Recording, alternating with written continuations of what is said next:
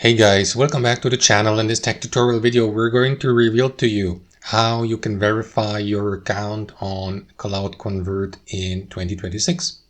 So let us dive into this. So navigate to CloudConvert, log into your account, and if you haven't done that yet, guys, if you're signing up for the first time, what you want to do is click into your username in the top right, and after the sign up, click into Dashboard.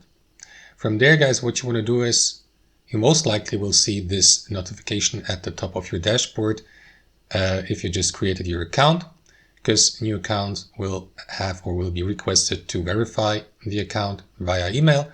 So to do that, click into this button to be sent a verification code to your email address, the associated email address you signed up on.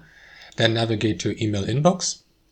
And what you want to do, guys, is click into this button here, and you'll be redirected. And as you can see, guys, your email, or my email in this case, I signed up on here on CloudConvert has been verified. So now that notification should be gone in my dashboard, which is the case. There's no notification indicating. So that's it, guys. Hope you enjoyed it, got some real value from it, and we'll see you next time on our channel.